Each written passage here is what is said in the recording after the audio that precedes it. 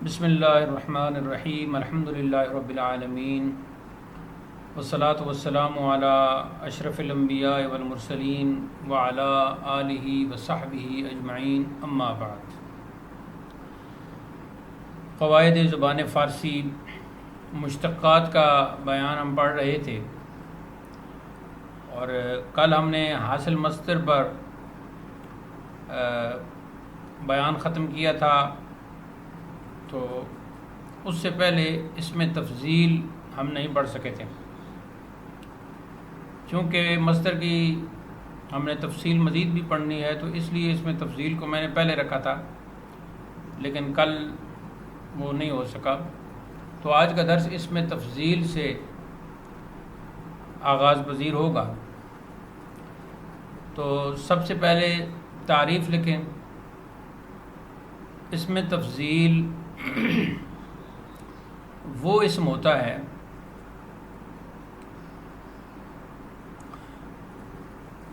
جو کسی کام کرنے والے کی بڑائی ظاہر کرے۔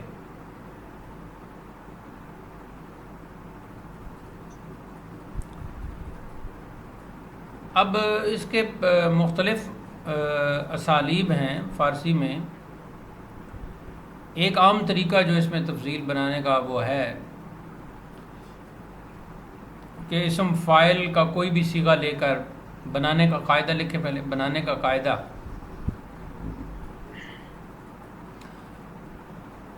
اسم فاعل، صیغہ اسم فاعل لکھیں۔ صیغہ اسم فاعل کے آخر میں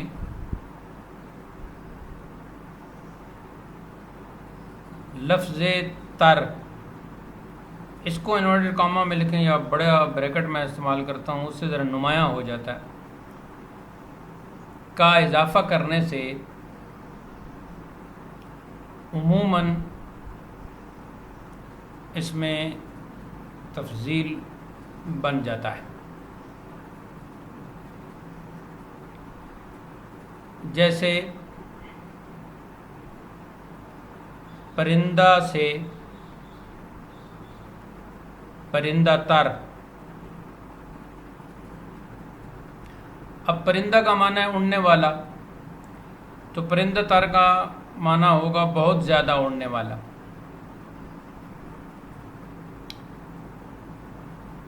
ایسی ایک اور مثال لکھیں، جوئندہ سے، جوئندہ یا کے ساتھ لکھ لیں، جوئندہ سے جوئندہ تر۔ اب جوئندہ کا معنی ہے تلاش کرنے والا، تو جوئندہ تر کا معنی ہوا بہت زیادہ تلاش کرنے والا، یعنی اس کے فعل میں، اس کے کام میں بڑائی کو ظاہر کیا گیا ہے۔ تو یہ گویا معنوی طور پر اس میں اضافہ ہوا۔ اب اس کی جو صیغے ہیں وہ اس کی گردان میں دو ہی صیغے چلتے ہیں، ایک صیغہ واحد اس میں تفضیل کا، اور دوسرا صیغہ ہے جمع۔ تو جمع کے لیے وہی اصول ہے جو ہم نے پہلے پڑھا کہ الف نون کا آخر میں اضافہ کرتے ہیں، اور جب کسی اسم کے آخر میں ہا ہوتی ہے تو ظاہر ہے اس میں پھر الف سے پہلے گاف کا اضافہ بھی کر دیتے ہیں۔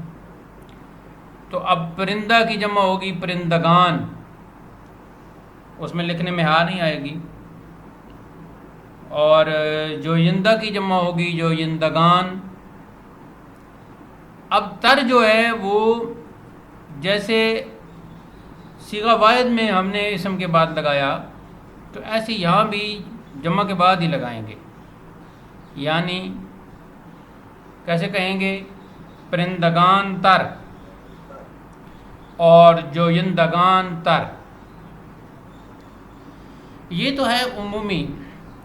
کبھی ایسے ہوتا ہے، اہل زبان کا یہ طریقہ کار ہے کہ وہ کبھی کچھ شروع میں کسی لفظ کی جہاں وہ بڑائی بیان کرنا چاہتے ہیں تو شروع میں کچھ الفاظ کا، کلمات کا اضافہ کر دیتے ہیں،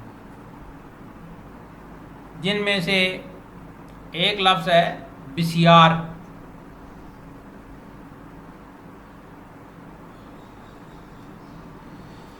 تو بسیار کا معنی ہوتا ہے بہت. تو اب ہم پرندہ کہیں گے تو اس کا معنی ہوگا اڑنے والا، لیکن جب ہم کہیں گے بسیار پرندہ تو پھر معنی ہوگا بہت زیادہ اڑنے والا. یہ جو لفظ بسیار ہے، یہ جو اسلوب ہے اس میں تفضیل کا، اس میں کچھ اور کلمات کا اضافہ بھی کرتے ہیں، جیسے خیلے، یہ بڑی یا کے ساتھ ہوگا.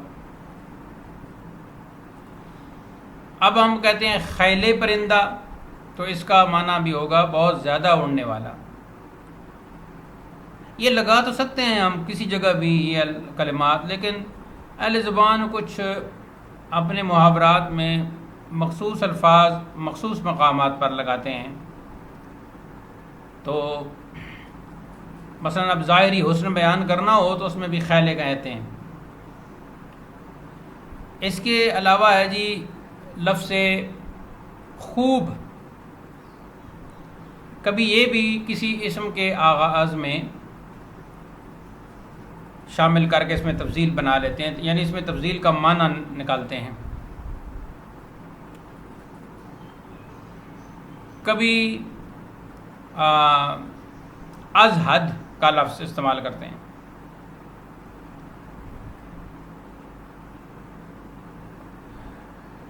تو وہ بھی تفضیل کا معنی پیدا کرنے کے لیے. کبھی بغایت بولتے ہیں، یہ جو با اور غین جوڑ کے لکھنا ہے، بغایت. غایت کا لفظی معنی تو ہوتا ہے انتہا، لیکن یہاں بغایت مل کر جو لفظ بنتا ہے تو پھر اس کا معنی اس فعل کی بڑائی کو ظاہر کرتا ہے. آپ ایک شخص کو عالم کہتے ہیں، پھر کہتے ہیں بغایت عالم، از حد عالم، خوب عالم، خیل عالم، بسیار عالم. تو یہ جو لفظ عالم کا معنی ہے اس کے اندر آپ معنوی طور پر اس کی بڑائی بیان کر رہے ہیں. تفضیل یعنی فضیلت، فضل، بڑائی. فضل کا معنی ہی بڑائی ہے، تو بڑائی اس میں لا رہے ہیں.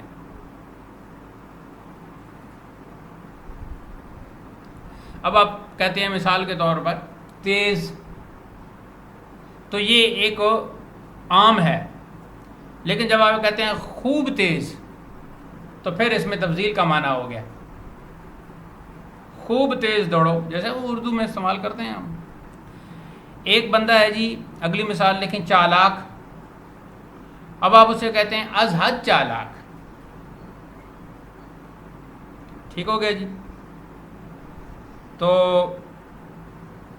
اس کلاس کی بات تو نہیں ہو رہی، لیکن کسی اور کلاس کی اگر بات کریں تو کچھ طلباء ہوتے ہیں از حد چالاک. اچھا، اردو میں تو چالاک کہتے ہیں، پنجابی میں اس میں الف نکال کے بھی تفضیل پیدا کر دیتے ہیں چالاک، کیونکہ پنجابی میں اور سہولت کلام کو مد نظر رکھا جاتا ہے، بہت زیادہ سہولت کلام کو مد نظر رکھا جاتا ہے. بعض اوقات تو لفظوں کو بعض اہل زبان کھا ہی جاتے ہیں، حرفوں کو کھا جاتے ہیں. وہ جب اپنی زبان بولتے ہیں، اور خاص کر جب کسی بات کو چھپانا ہو، 3 آدمی بیٹھے ہیں، 2 آدمی باتیں کر رہے ہیں، تو تیسرے سے اب چھپانا ہے تو اس میں اور اختصار لائیں گے اور لفظوں کو اس طرح ادا کریں گے کہ تیسرے آدمی کے کان میں لفظ کی مکمل شکل جو ہے، مکمل صوت جو ہے، آواز، ساؤنڈ اس کے کان میں مکمل طور پہ نہیں جائے گا، لہٰذا وہ لفظ کو سمجھ ہی نہیں پائے گا. لہٰذا ان دو کے درمیان جو تکلم اور مکالمہ ہو رہا ہے اس کو پھر وہ مکمل طور پر سمجھ نہیں سکے گا، اور ان دونوں کا کام ہو جائے گا، ان دونوں کو فائدہ ہو جائے گا. تو یہ یعنی بسیار، خیلے، خوب، از حد، بغایت، یہ 5 الفاظ بھی لگا لیتے ہیں. اس میں بسیار بھی زیادہ استعمال ہوتا رہتا ہے. اب اس کے درجے ہیں تفضیل کے.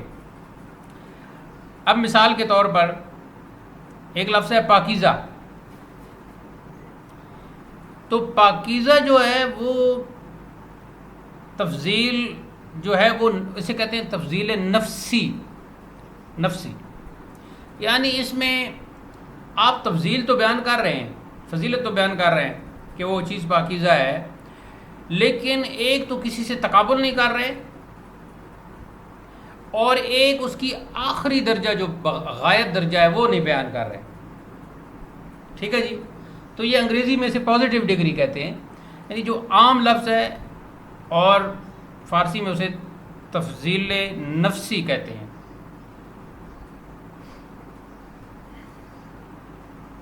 اب اگر آپ اس کو کسی دوسرے پر، بعض پر فضیلت دے رہے ہیں تو پھر اس کا نام ہوگا تفضیل بعض.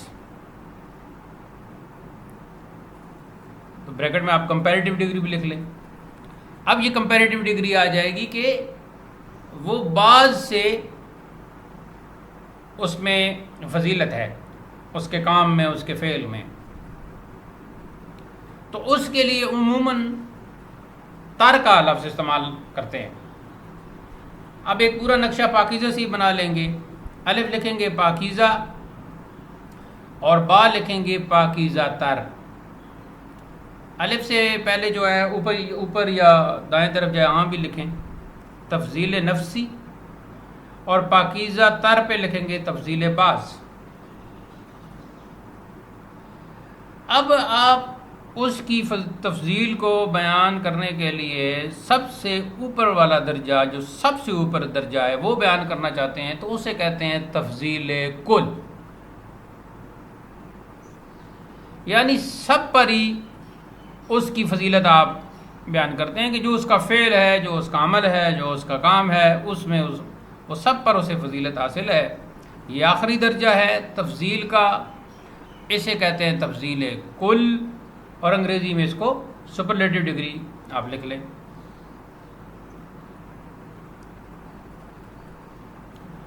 تو اب 3 قسمیں ہو گئی تفضیل کی: تفضیل نفسی، تفضیل بعض اور تفضیل کل. پازیٹیو ڈگری اور کمپیریٹیو اور سپرلیٹو ڈگری. اچھا، اب یہاں ایک سوال پیدا ہوتا ہے کہ تفضیل بعض کا تو ہمیں پتہ چل گیا کہ اس کے ساتھ تر لگتا ہے، اور تفضیل کل کا بھی ہمیں پتہ چل گیا کہ اس کے ساتھ ترین لگتا ہے. تفضیل کل جو ہے اس کے ساتھ ترین ہے، یعنی تر کے ساتھ یا نون کا اضافہ کیا. اب ہم کہیں گے جی پاکیزہ، پاکیزہ تر، پاکیزہ ترین. دوسری مثال لکھیں جی خوب، خوب تر، خوب ترین.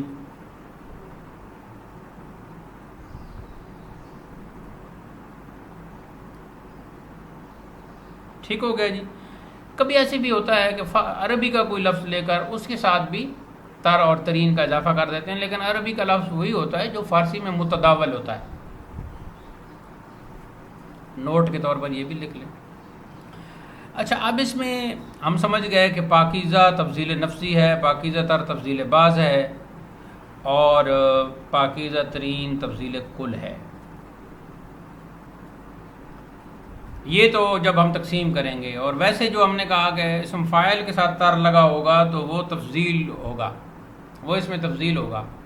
اس میں یعنی آپ بعض، کل، کوئی بھی معنی اس میں لے سکتے ہیں. اب یہ جو سوال ہے کہ تفضیل بعض بنانے کے لیے تر لگایا اور تفضیل کل بنانے کے لیے ترین لگایا، تو تفضیل نفسی کی پہچان کیا ہوگی؟ یہ ایک سوال پیدا ہوتا ہے. تو اس کا جواب یہ ہے کہ تفضیل نفسی کی کوئی خاص پہچان اور قاعدہ نہیں ہے، بلکہ وہ سما پر منحصر ہے. جیسے اہل زبان تفضیل نفسی کا لفظ بولتے ہیں، جیسے پاکیزہ ہے، پاکیزہ ہم نے کہا، یا کوئی بھی لفظ وہ خوب ہو گیا. تو اب عربی کا لفظ لیتے ہیں حسین، تو یہ فارسی میں استعمال ہوتا ہے، تو یہ تفضیل نفسی ہو گیا. اب تفضیل بعض بنانے کے لیے حسین تر کہہ دیں گے، اور تفضیل کل بنانے کے لیے حسین ترین کہہ دیں گے. تو عموماً جب آپ گردان کریں گے یا بنائیں گے تو وہ وہی طریقہ ہوگا، اسم فاعل کے ساتھ تر کا اضافہ ہوگا اور جمع میں گاف الف نون کا اضافہ ہو جائے گا. یہ کچھ بحث تھی اس میں تفضیل سے تعلق، اور یہ بنیادی طور پر یہ صفت ہے تو صفت کے اور بھی، لیکن وہ چونکہ عدد کا ہم الگ پڑھیں گے، باقی بہت سارے ہم مرکبات پڑھیں گے تو انشاءاللہ اس میں ہوگا.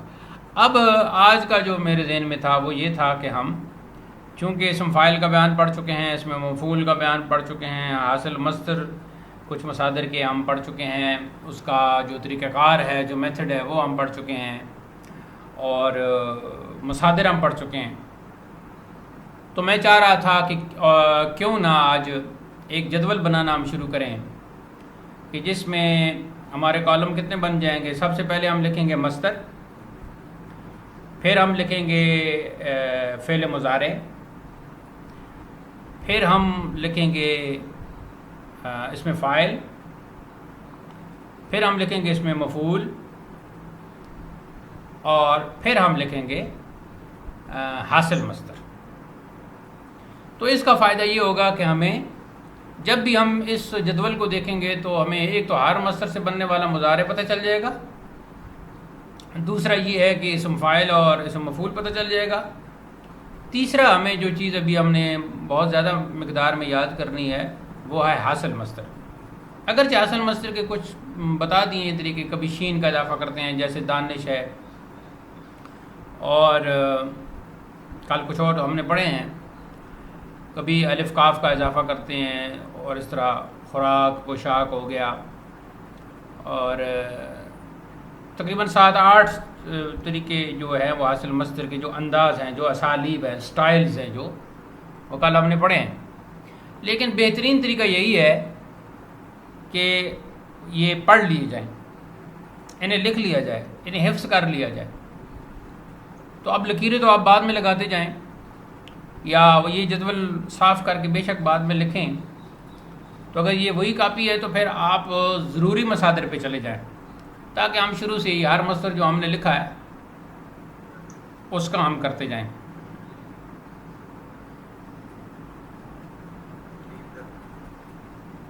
جی کہاں سے شروع ہم نے کیا؟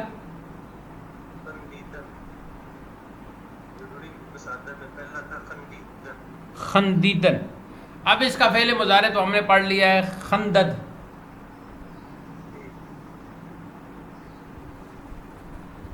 اب خندد سے جو اس کا بنے گا فعل امر بنے گا جی بخند. بخند کی با اٹی تو اسم فاعل بنانے کا طریقہ ہم نے کیا پڑھا تھا؟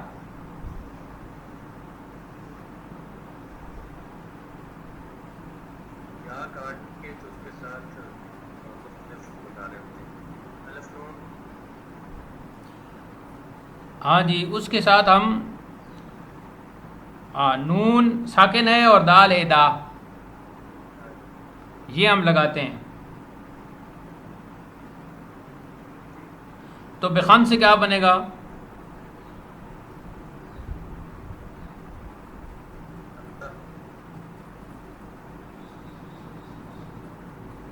اس میں تھوڑا سا سوچ بچار ضروری ہے. اچھا جی، جو اس میں مفعول کا صیغہ اس سے کیا بنے گا؟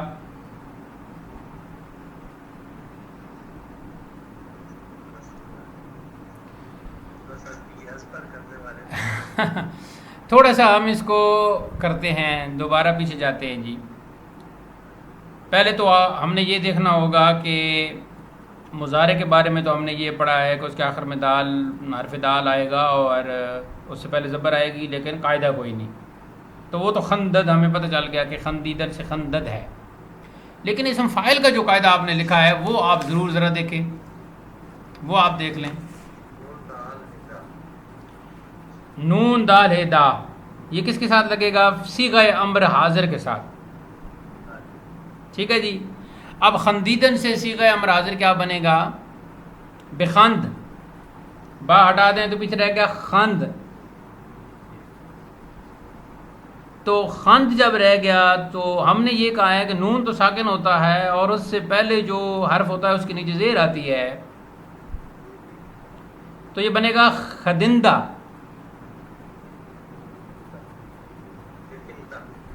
جی نہیں، بات ہٹ جائے گی نا، با ہٹ جائے گی. با تو زینت کے لیے نا، با اس وقت رہے گی جب فعل امر آپ علیحدہ استعمال کر رہے تو اس وقت با ہٹ جائے گی.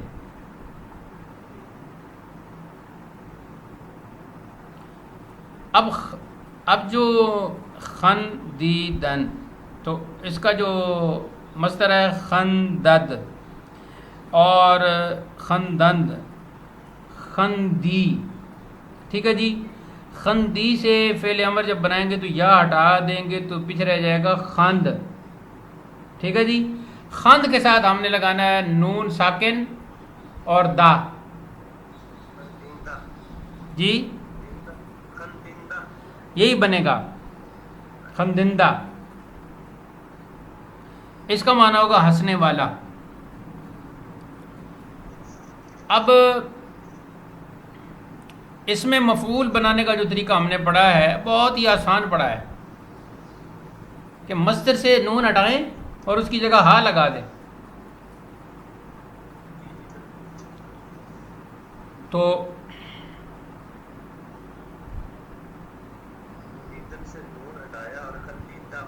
خندیدہ بن گیا. تو خندیدہ کا مطلب ہنسا ہوا، مسکرایا ہوا، جس پر ہنسنے کا فعل واقع ہوا ہے. اب اس کا بنائیں گے جی حاصل مصدر. تو حاصل مصدر کے بارے میں ہم نے کیا پڑھا ہے کہ کبھی فعل امر کے آخر میں ہا لگا دیتے ہیں تو اس سے حاصل مصدر بنے گا خندہ. اب خندہ کا معنی بھی خندیدن ہوگا.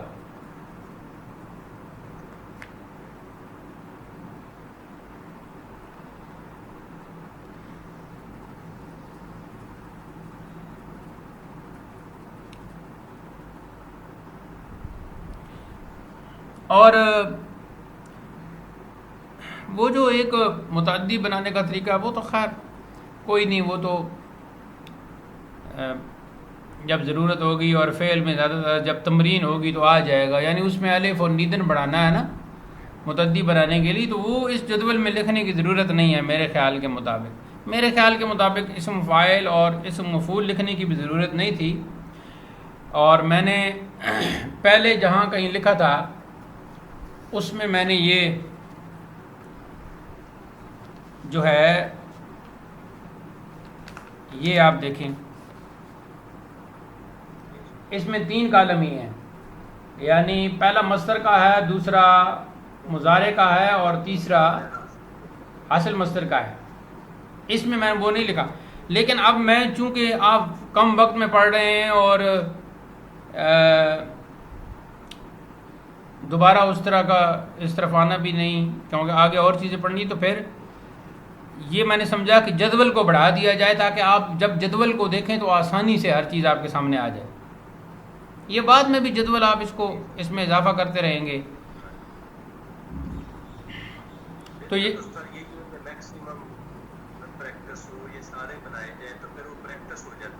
جی جی جی ہاں جی جی ہم بنا لیں گے، آپ 3 کو کرتے جائیں، باقی ہم سب خود بنائیں گے پریکٹس کر کے تو آپ کو دکھائیں گے. ٹھیک ہے جی. چلیں جی آپ اگلا مصدر بولیں. اگلا ہوگا گریستن.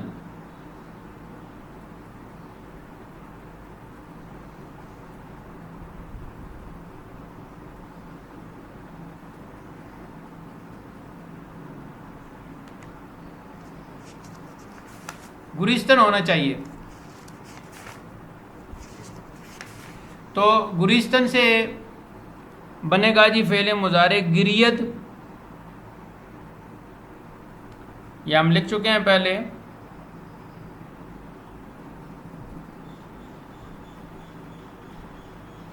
اور اسم فاعل اس سے کیا بنے گا، وہی ہم ادھر چلے جائیں گے فعل امر کی طرف.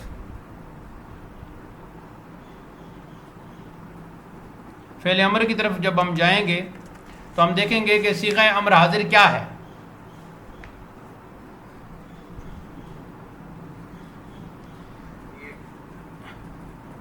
بگر ہے نا، بگر گیرندہ، گیرندہ بن جائے گا. وہ اس میں مطلب ہے کہ گاف کے بعد یا بھی آ جائے گی، گیرندہ رونے والا. اور اس میں مفعول تو آسان ہے گریستہ. اور اس کا حاصل مصدر بنتا ہے گریا.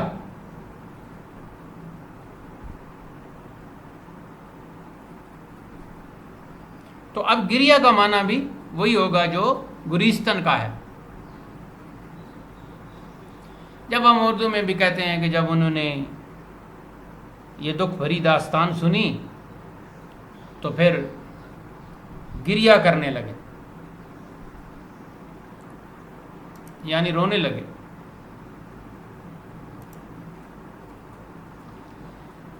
اگلا مصدر جی، شنیدن، پرسیدن۔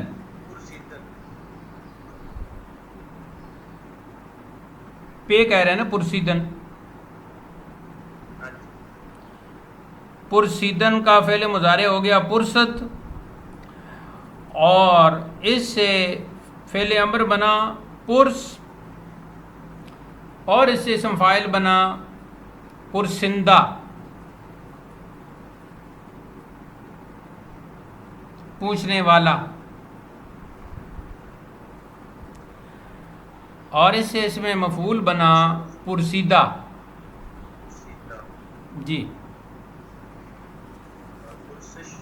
اور پرسج اس کا حاصل مصدر بن گیا جو مشہور بھی ہے۔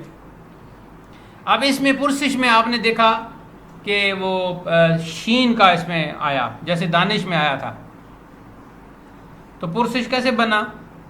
یعنی پرس تو تھا نا فعل امر، اور اس کے ساتھ شین کا اضافہ کیا تو پرسش ہو گیا۔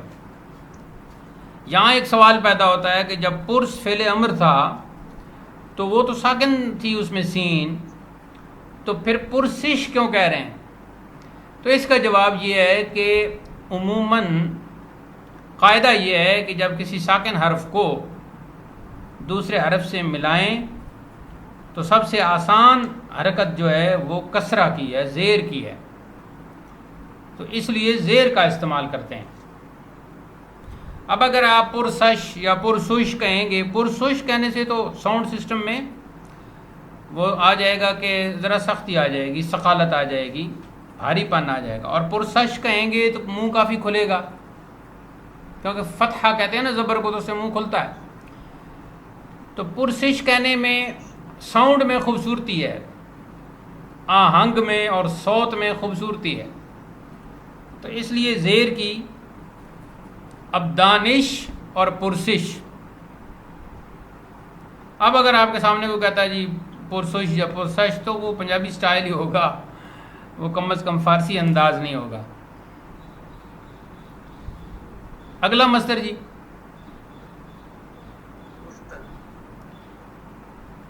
کشتن،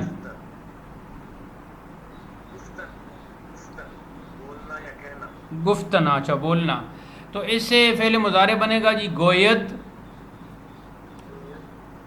اور فعل امر اس کا اسم فاعل اس کا ہم نے مثالوں میں پڑھا گویندہ،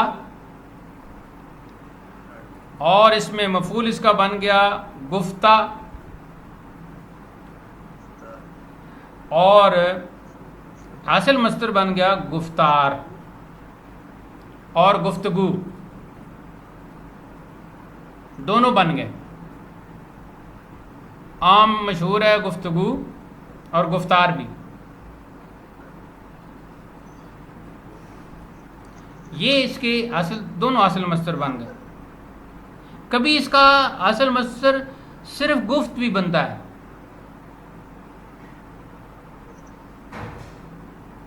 تو تین ہو گئے، گفت بھی اس کا حاصل مصدر آتا ہے، گفتگو بھی اس کا حاصل مصدر آتا ہے، اور گفتار بھی آتا ہے۔ گفتگو اور گفتار کا تو آپ کو سمجھ آ رہا ہے کہ گفتگو میں ماضی اور امر کو اکٹھا کیا، گفتار میں ماضی اور تار کو اکٹھا کیا، لیکن جو گفت ہے وہ صرف فعل ماضی ہے، لیکن معنی اس کا یہاں مصدری آ جائے گا۔ جو کہتے ہیں نا گفت و شنید، تو اس وقت دونوں یہ حاصل مصدر کے طور پر استعمال ہو رہے ہوتے ہیں، فعل ماضی کے طور پر استعمال ہو ہی نہیں سکتے۔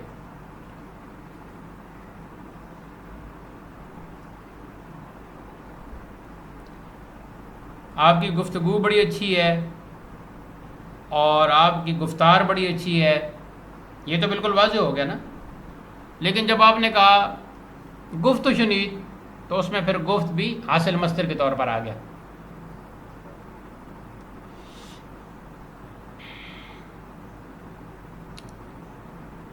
اگلا مصدر بتائیں جی.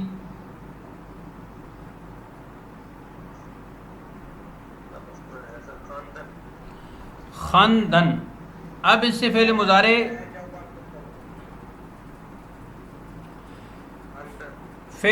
بنے گا خاند, اور صیغہ واحد حاضر بنے گا خانی.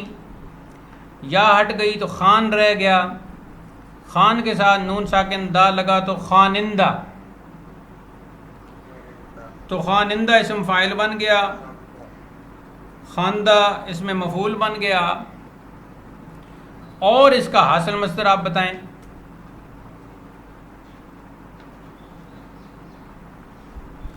اس پہ تھوڑا سا زور دیں, اور پچھلا جو آپ کا جو کچھ اتنی عمر میں جو کچھ پڑھا ہے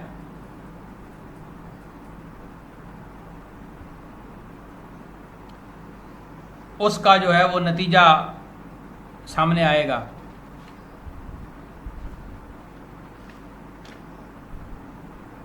اس کا حاصل مصدر بنتا ہے جی خواندگی.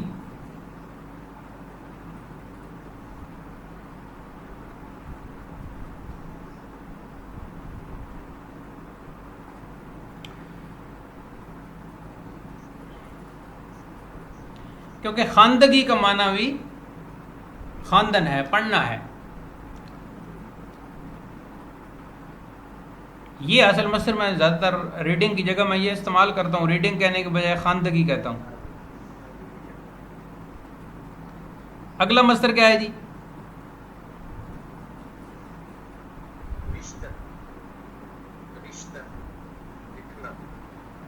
اچھا جی, ہاں جی, اس سے فعل مضارع بنا نویسد, اور فعل امر بنا نویس, اور نون دال دا کا اضافہ ہوا تو نویسندہ.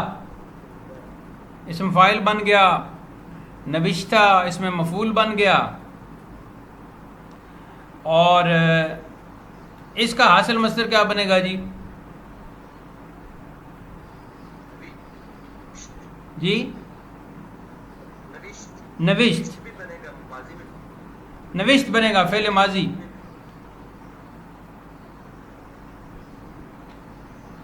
بالکل سادہ فعل ماضی بنے گا نوشت.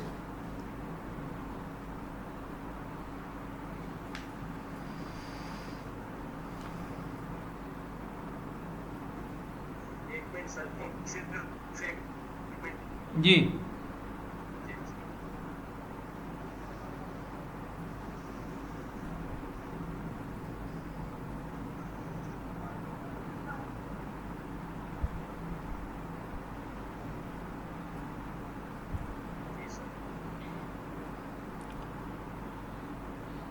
آگے جی اگلا مصدر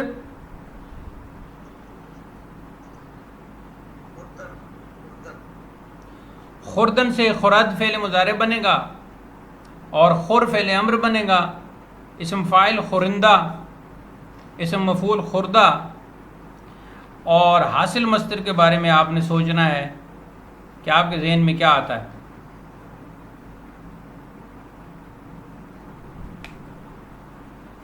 یہ جی خوراک بھی آتا ہے, اور خورش عموماً بولتے ہیں. خوراک بھی بنتا ہے, لیکن وہ بطور اسم زیادہ استعمال ہوتا ہے. تو خورش جو ہے عموماً لکھا جاتا ہے حاصل مصدر میں, یعنی خور فعل امر کے ساتھ شین کا اضافہ, خورش.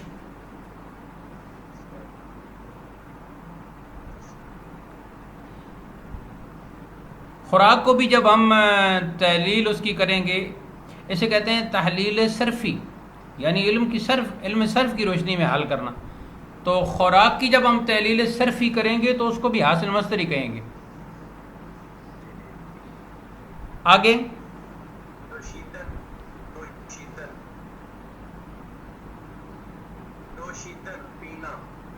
ٹھیک ہے جی.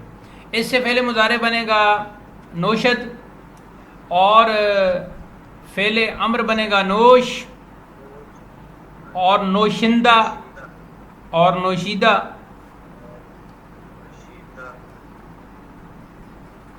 اور اس کا اصل مصدر کیا بننا چاہیے؟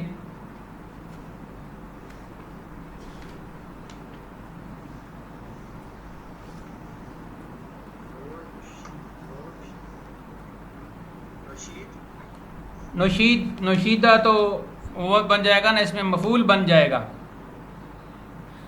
اس کا اصل مصدر نوش ہی بولتے ہیں، نوش یعنی فعل امر ہی بولتے ہیں.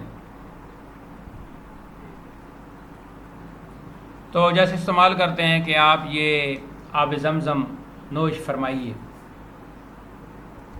اچھا، نوش کا جو لفظ ہے وہ نوشیدن جو ہے وہ ہے یا اس میں پینے کے معنی میں ہوتا ہے. تو آپ یہ نہیں کہہ سکتے کہ سموسہ نوش فرمائیے، یہ غلط ہو جائے گا. کچھ لوگ غلط بولتے ہیں.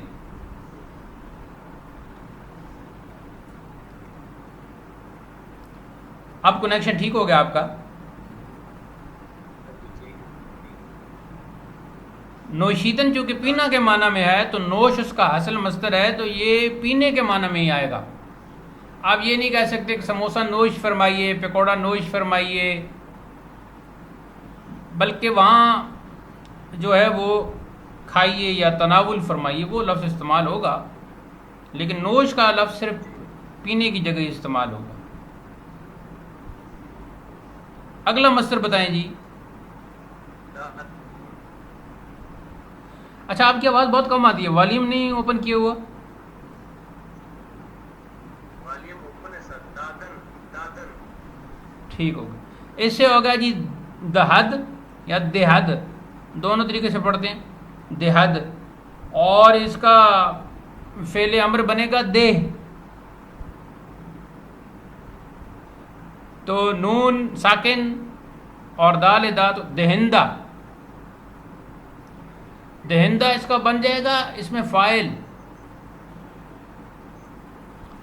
اور دادا بن جائے گا اس کا اس میں مفعول، اور اس کا حاصل مصدر کیا بنے گا جی؟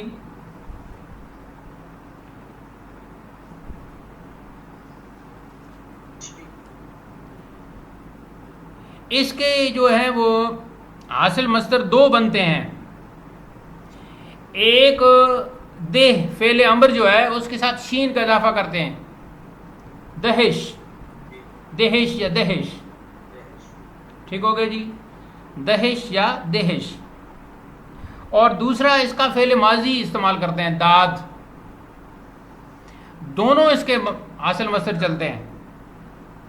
داد جو ہے وہ فعل ماضی ہو گیا، اور دہش کیسے بنا؟ فعل امر جمع شین. کبھی دونوں کو استعمال کرتے ہیں عبارت میں، داد و دہش.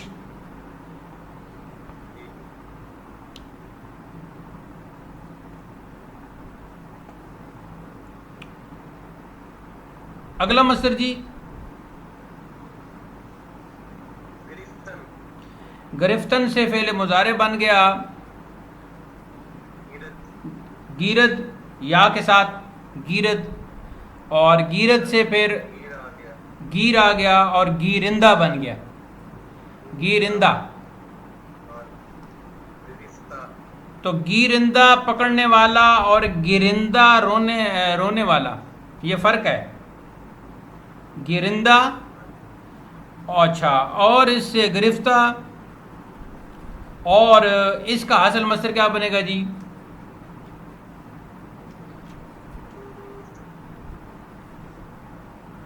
اس سے حاصل مصدر جو نا، مثال کے طور پر آپ کوئی بات کر رہے ہیں یا آپ کے سامنے کوئی بات کر رہا تھا فارسی گرامر کی، تو اس نے تعریف کی، اس میں فاعل کی یا اس میں مفعول کی اور وہ کی غلط، تو پھر آپ نے اس شخص کی گرفت کی. ٹھیک ہو گیا. تو یہ جو گرفت کی یہ حاصل مصدر ہے، گرفت.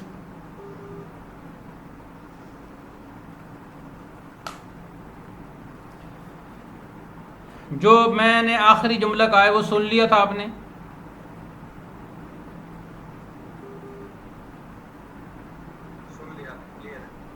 جی. تو گرفت اس میں سادہ فعل ماضی اس کا حاصل مصدر بن گیا. اچھا دیکھو یہ کیسے ہیں جی، ہر اہل زبان ایسا ہی ہے، اپنی مرضی کے حاصل مصدر بنا رہے ہیں. کبھی ماضی سے بنا لیتے ہیں، کبھی امر سے بنا لیتے ہیں، کبھی ماضی اور امر کو مکس کر دیتے ہیں، کبھی امر کے ساتھ شین لگا دیتے ہیں، کبھی امر کے ساتھ الف اور کاف لگا دیتے ہیں، کبھی ماضی کے ساتھ تار جوڑ دیتے ہیں۔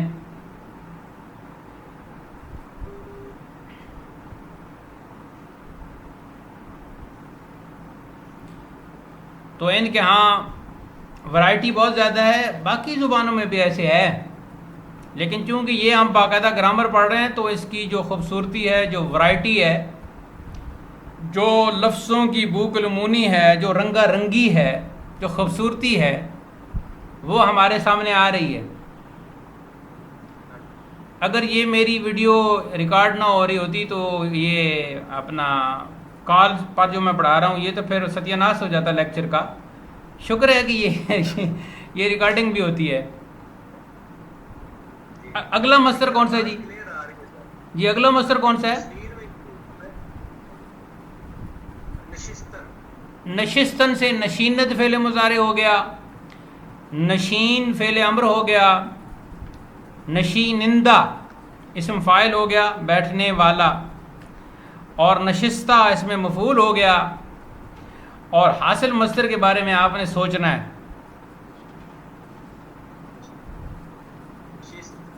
نشست یہاں فعل ماضی استعمال ہوتا ہے۔ برخاستن مصدر کا بھی حاصل مصدر جو ہے وہ برخاست بنے گا، تو یہ دونوں اکٹھے بولتے ہیں، نشست و برخاست۔ اگلا مصدر کون سا ہے جی؟ برخاست، تو اس کا حاصل مصدر برخاست ہو گیا، برخیزت اس کا مضارع ہو گیا، برخیز فعل امر ہو گیا، برخیزندہ اسم فاعل ہو گیا، برخاستہ اسم مفعول ہو گیا، اور برخاست حاصل مصدر ہو گیا۔ اچھا، اب یہاں برخاست کو عام بندہ جو دیکھے گا وہ کہے گا فعل ماضی ہے، لیکن عبارت میں یہ حاصل مصدر کے طور پر جب استعمال ہوگا تو اگر استاد سے نہیں پڑھا ہوا تو وہ پھر وہاں دھوکہ کھا جائے گا۔ ٹھیک ہے جی، اب آپ بتائیں دھوکہ کھائے گا یا نہیں کھائے گا؟ کھائے گا۔ اسی طریقے سے قرآن، بالکل کھائے گا سر، اس وجہ سے کہ اگر تو وہ اپیرنٹلی دیکھے گا تو وہ فعل ماضی لگے گا اس میں۔ بالکل ایسے ہی لوگ دھوکہ کھاتے ہیں قرآن اور حدیث میں، ٹھیک ہے، کیونکہ عربی میں بھی تو ایسے ہے نا۔ عربی میں تو اتنی ورائٹی ہے، اتنی ورائٹی ہے کہ ہم سوچ بھی نہیں سکتے۔ جی بالکل، ٹھیک ہے جی، تو وہاں تو عربی گرامر پر ہزاروں نہیں لاکھوں صفحات لکھے جا چکے ہیں اب تک، عربی گرامر پر صرف لاکھوں صفحات لکھنے کے باوجود ایسے ایسے سوالات ذہن میں پیدا ہوتے ہیں کہ ان کا جواب ابھی کتابوں میں نہیں آیا، بعض اساتذہ کے ذہنوں میں تھا لیکن اب وہ ذہن بھی کم پڑ گئے ہیں جی۔ اذہان تازہ، اذہان پوریدہ بسیار، خیل از حد بغایت کم شده۔ تو اب یہ حالت ہے، اب ہماری یہ حالت ہے۔ تو اب آپ اندازہ لگائیں، اگر کسی کتاب میں حاصل مصدر نہ لکھے ہوں تو استاد کے ذہن میں ہوں گے۔ تو یہ بات ہے جی۔ میرے خیال میں 2-3 مصادر اور کر لیتے ہیں، پھر آج کا درس اختتام پذیر ہوگا، تاکہ ذرا اندازہ ہو جائے کہ ہمارے جو حاصل مصادر آ رہے ہیں وہ ان کی اس میں ورائٹی کس قسم کی آ رہی۔ جی شنیدن، اردو معنی بولیں۔ شنیدن سننا، شنیدن سے ہوگا جی شنود اور شنو، اور یہ بنے گا شنوندہ یا شنوندہ۔ اب یہ سہولت کے لیے نون کو ساکن کر دیتے ہیں تو بولتے ہیں شنوندہ۔ آپ ریڈیو آن کریں، فارسی ریڈیو آن کریں تو اس میں کہیں گے شنوندگان محترم، تو وہ نون کو ساکن کر دیتے ہیں، شنوندہ یا شنوندہ سننے والا، شنیدہ اس میں مفعول۔ اب آپ اس کا فوراً بتائیں گے حاصل مصدر، جہاں تک میرا گمان ہے۔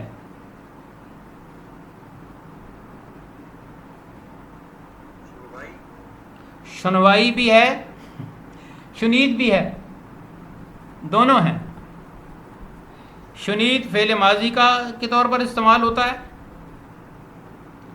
پوچھتے ہیں نا کہ بھائی کوئی مریضوں کی کوئی خبر، کوئی شنید، افغانستان کے بارے میں کوئی شنید، ٹھیک ہے جی، تو شنید بھی استعمال ہوتا ہے. اور شنوائی کو جو ہے نا وہ جب حاصل مصدر کے طور پر بولتے ہیں تو اس کی شین کے اوپر زبر پڑتے ہیں. شنوائی، جی شنوائی اصل میں ہے شنوائی، اور پھر سہولت کے لیے نون کو ساکن کر دیتے ہیں تو شنوائی بولتے ہیں. تو شعر میں ہو سکتا ہے کسی استاد نے متحرک بھی باندھا ہو شنوائی، اور ساکن تو اکثر نے باندھا ہے شنوائی. تو عموماً حاصل مصدر اس کا اہل زبان کے ہاں شنوائی ہے، لیکن شنید بھی ہے. جی یہ ضروری مصادر میں کتنے رہ گئے؟ ابھی سر 15 آ رہا ہے اور پھر 15 پورے کر لیں سر. ٹھیک ہے جی. 15 جا رہے ہیں. آموختن. آموختن اس کا بنے گا جی آموزد، اور فعل امر بنے گا بے آموز، اور وہ تو اس میں با ہٹ گئی تو با کی وجہ سے یا بھی ہٹ گئی تو پیچھے رہ گیا آموز، اور نون اور دال لگا، دال ہے دا لگا تو آموزندہ. آموزندہ کے دونوں معنی ہوں گے، سیکھنے والا، سکھانے والا. اور اس کا آموختہ اس میں فاعل مفعول ہو گیا، اس میں مفعول. اور حاصل مصدر کیا بنے گا جی آپ کے نزدیک؟ آموزش. اس کا چلتا ہے جی آموزش. اس وقت جو آپ کام کر رہے ہیں یہ کیا ہے جی؟ آموزش فارسی. آموزش فارسی. بعد از نماز فجر آموزش فارسی. اور اس میں آموزش ہی چلتا ہے، حاصل مصدر اس میں آموزش ہی چلتا ہے. اہل زبان کے ہاں بھی یہی چلتا ہے، اور ہم جو ہندی ہیں ہمارے ہاں بھی آموزش ہی چلتا ہے. اور جیسا کہ میں نے بتایا کہ شین سے پہلے والے حرف پر زیر ہی ہوگی، الا یہ کہ کوئی شاعر قافیہ کی خاطر کہیں کوئی زبر لگا دے تو وہ ایک الگ بات ہے، زیر ہی چلے گی. آموزش بولنے میں آہنگ کے اعتبار سے دیکھا جائے تو آموزش اچھا نہیں لگتا، اور آموزش تو آپ کو پہلے ہی پتہ ہے کہ منہ کتنا گول ہو رہا ہے، وہ تو لگ ہی عجیب رہا ہے، لیکن زبر بھی کچھ اچھا نہیں لگتا. تو آموزش ہی خوبصورت لگتا ہے. کتنے رہ گئے جی اور 15 میں سے؟ بس ایک رہ گئی، خریدن. خریدن کا فعل مضارع بنے گا جی خرد، اور اس سے پھر فعل امر بنے گا بخر. ایک رہ گئی ایک. جی خریدن سے خرد اور بخر، اور بخر میں با ہٹ گئی تو خر، اور اسم فاعل بنے گا خرندہ. ٹھیک ہے جی. اور اسم مفعول بنے گا خریدہ. اور حاصل مصدر اس کا کیا بنے گا جی؟ مشہور جو ہے خرید، کہتے ہیں نا فروختن سے بھی فروخت حاصل مصدر بنے گا، دونوں استعمال ہوتے ہیں، خرید و فروخت.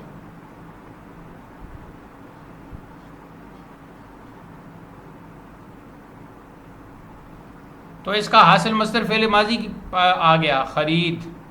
اب آپ کہتے ہیں کہ جی تھوڑا سا دور ہو گیا تھا. جی کنیکشن پور ہو گیا تھا دوبارہ سے.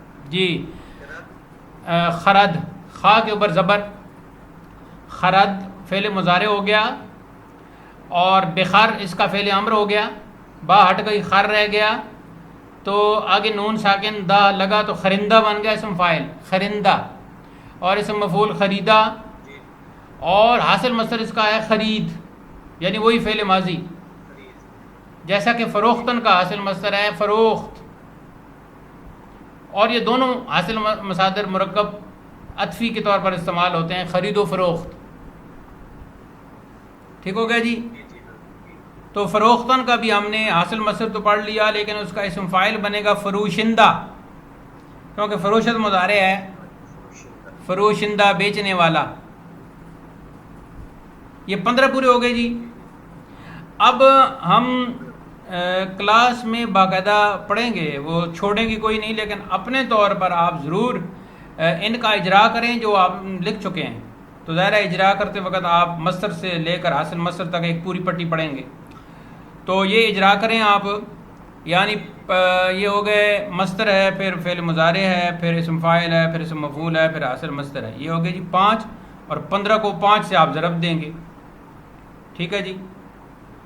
تو یہ اتنے جو حاصل ضرب ہوگا، اتنے الفاظ آپ اپنی زبان پر ان کا اجرا کریں گے. یعنی شکلیں مختلف ہیں لیکن مجموعی طور پر الفاظ ہیں نا. تو یہ درجنوں الفاظ کا آپ اجرا کریں گے. اور مزید اگر کوئی وقت بچ رہا تو اس میں آپ جو باقی مصادر ہیں ان کے بارے میں سوچیں، جن کا فعل مضارع آپ کے علم میں ہے، ہم پڑھ چکے ہیں.